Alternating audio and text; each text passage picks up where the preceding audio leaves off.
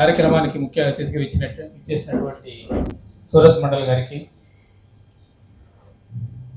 BJP వాళ్ళకి కొరకరాని కోయగా తయారైనటువంటి ప్రియాంక భారతి గారికి,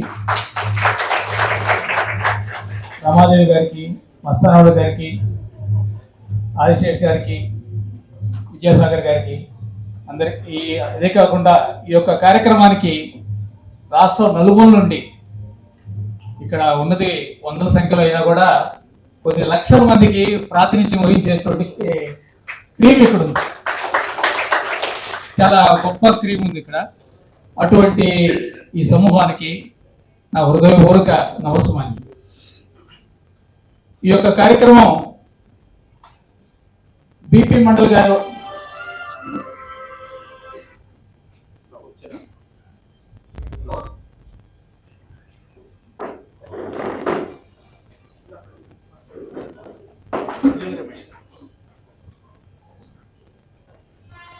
ఈ యొక్క కార్యక్రమానికి మొదటగా మేము బీపీ మండల్ గారి వర్ధంతి అయినటువంటి ఏప్రిల్ 13వ తారీఖు పెడదాం అనుకున్నాం.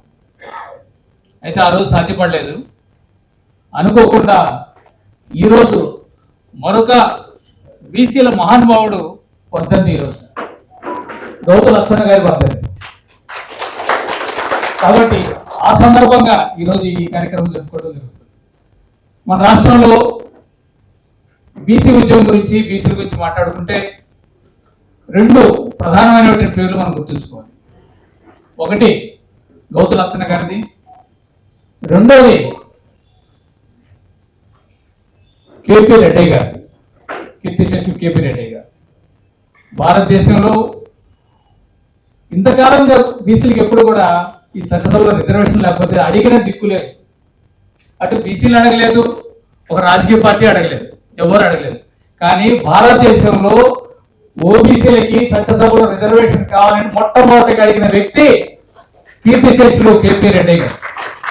వారికి మనం ఎల్లకాలం రుణపడి ఉంటాం. కనీసం మన ఇప్పుడే ఇచ్చేసినటువంటి ఈ కార్యక్రమానికి ఇచ్చేసినటువంటి జోగి రమేష్ గారికి సాధారణంగా ఆహ్వానం.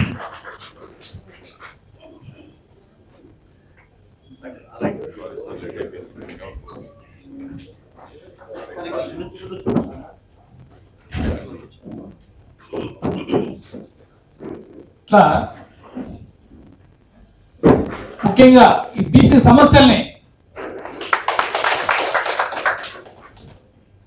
పార్లమెంట్ లో ప్రత్యేక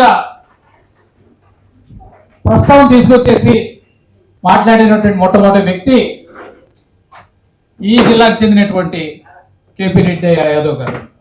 కాబట్టి వారికి మనం ఎప్పుడు కూడా కృతజ్ఞతగా ఉండాల్సిందిగా అవసరం ఉంది. ఈరోజు ఏ పార్టీ కూడా, అందరూ కూడా ఏంటంటే మన పట్ల సింపతి చూపిస్తుంటారు, బీసీలకి లేవు అది ఇది అని చెప్పేసి అంటుంటారు. ఇంకోటి ఏంటంటే మా పార్టీ బీసీ పార్టీ, మా పార్టీ బీసీ పార్టీ అని ఎవరి వాళ్ళు మేము బీసీల సంక్షేమం మా ధ్యేయమని రకరకాల స్టేట్మెంట్లు ఇస్తుంటారు.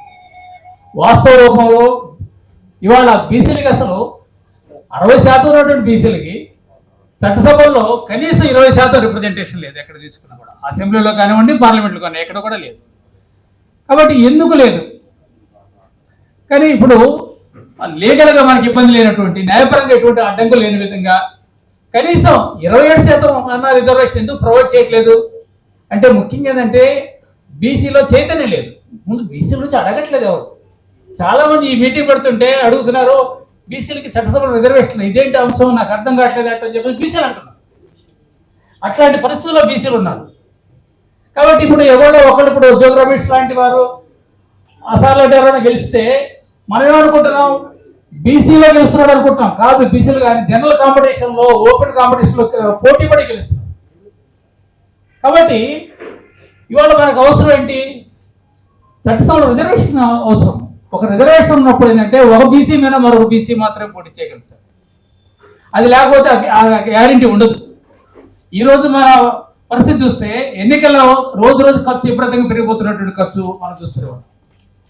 అటువంటి పరిస్థితుల్లో ఒకవైపు ఒక బీసీకి టికెట్ ఇచ్చినా కూడా రెండో వైపు 100 కోట్ల 1000 కోట్లు ఖర్చు పెట్టేటువంటి ఓసీలకి టికెట్లు ఇచ్చి పోటీ చేయమంటే, వాళ్ళ మీద పోటీ చేయమంటే బీసీలు ఎట్లా పోటీ చేయగలుగుతారు? రాను రాను ఇవాళ పార్టీలు కూడా ఎట్లా ఉన్నాయంటే మన వాళ్ళు కుల సంఘాలు వెళ్ళి పార్టీలను అడుగుతున్నారు, మాకు అన్ని సీట్లు కావాలి, ఇన్ని సీట్లు కావాలని అడిగినప్పుడు, అయ్యా మీలో 50 కోట్లు 100 కోట్లు పెట్టేవాళ్ళు ఎవరైనా ఉంటే చూపించండి పేర్లు అంటే మనం సైలెంట్గా మళ్ళీ అడిగిన కాముకు ఎన్నుకొచ్చే పరిస్థితి ఉంది. కాబట్టి దీనికి సొల్యూషన్ ఏంటంటే చట్టసభల్లో బీసీలకు రిజర్వేషన్ అనేది తప్పనిసరిగా అమలు అయితేనే ఎస్సీ ఎస్టీ సోదరులకు ఏ విధంగా రిజర్వేషన్ ఉన్నాయో ఆ విధంగా బీసీ సోదరులు కూడా ఉంటేనే తప్ప ఇది సాధ్యం కాదు. ఇంకొక మనకు మళ్ళీ ఉన్నట్టు తప్పుడు అవగాహన ఏంటంటే, ఇవాళ మహిళా రిజర్వేషన్ బిల్లు పెడితే అందులో ఓబీసీ కోటా గురించి మనం అడుగుతున్నాం. అది మన కోటా లేకపోతే సబ్ కోటా ఎక్కడి నుంచి వస్తుంది? పాలలో వాటా ఉంటే వెన్నలో వాటా గురించి మనం అడగగల అదే వస్తుంది. పాలలో వాటా లేకుండా వెన్నలో వాటా ఉంటే ఎవరు పాలలో నుంచి తీసిస్తారు మనకి? కాబట్టి మనం వాటా అడగాల్సింది ఎక్కడ? పాలలో అడగాలి, చట్టసభలో కావాలి, జనరల్ కోటాలో కావాలి మనకు ఓటా. కాబట్టి ఆ ఓటా కూడా మనం సమానంగా అడగట్లేదు, మేమెంతో మాకందని కూడా అడగట్లా, సగమనే ఇవ్వండి అని చెప్పేసి అడుగుతున్నాం. అంటే ఇప్పుడు మండల్ కమిషన్ రిపోర్ట్లో దాదాపు 52% ఇప్పుడు ఓబీసీలు ఉన్నప్పుడే కూడా మండలిగా రికమెండ్ చేసిందంతా 27% రికమెండ్ చేశారు. దేనికంటే లీగల్గా అది వ్యాలిడ్ కాబట్టి. ఒకవేళ 30% 35% చేసినట్లయితే కోర్టు ఎప్పుడో సుప్రీంకోర్టు అప్పుడే కొట్టేసేది. కానీ అది కోర్టులో నిలబడాలంటేనే 27% ఉంటేనే ఆ రోజు కోర్టులో నిలబడింది. కాబట్టి ఈరోజు మనం చట్టసభలో కూడా అదేవిధంగా విద్యా ఉద్యోగ రంగంలో ఏ విధంగా 27% రిజర్వేషన్స్ ఉన్నాయో అదేవిధంగా చట్టసభలో కూడా 27% మినిమం మాకు రిజర్వేషన్ ప్రొవైడ్ చేయండి అని చెప్పేసి ఈరోజు అన్ని పార్టీలు అడగాలని చెప్పేసి నిర్ణయించుకున్నాం. ఈరోజు ఈ సమావేశం ప్రధాన ఉద్దేశం ఉంది. ముఖ్యంగా ఈ సమావేశం యొక్క ప్రధాన ఉద్దేశం, ఈరోజు వివిధ పార్టీల నేతలు ఇక్కడ మన స్టేజ్ మీద ఉన్నారు. బీసీల ఓబీసీల రిజర్వేషన్లపై వారి పార్టీల వైఖరి తెలుసుకోవడానికి ఈ యొక్క సమావేశం ఏర్పాటు చేస్తాం. చాలా మంది ఇక్కడ బీసీ నాయకులు మాకు అవకాశం ఇవ్వండి, మాకు అవకాశం ఇవ్వండి అంటారు. ఎవరికి ఇచ్చేది లేదు. ఇవాళ మన ప్రోగ్రాం యొక్క ఉద్దేశమే పార్టీల వైఖరి మనం తెలుసుకోవటం. కాబట్టి వారు చెప్పేది మన వింటమే. మనం ఆల్రెడీ మన డిమాండ్ చెప్పాం. మన డిమాండ్ 27% చట్టసభలో రిజర్వేషన్ కావాలనేది మన డిమాండ్. కాబట్టి వివిధ పార్టీలు నేతలు ఇక్కడికి వచ్చున్నారు. వారి యొక్క వైఖరి మనం తెలుసుకోవడానికి ఇక్కడ ఉన్నాం. కాబట్టి మీరు దాదాపు ఎవరు కూడా సమయం కావాలని ఒత్తిడి తీసుకురావద్దని చెప్పేసి దయచేసి మీ అందరిని కోరుకుంటాను. కాబట్టి ఈ విధంగా ఈ పార్టీల వైఖరి మనం తెలుసుకొని భవిష్యత్ కార్యాచరణ ప్రణాళిక మనం రూపొందించుకొని ఆ రోజు కేపీ రెడ్డి గారు కన్నటువంటి కళల్ని మనందరూ కూడా నిజం చేయాల్సిందిగా కోరుకుంటూ ఈ యొక్క అవకాశం ఇచ్చినటువంటి అధ్యక్షులకు ధన్యవాదాలు తెలియజేసుకుంటూ సెలవు.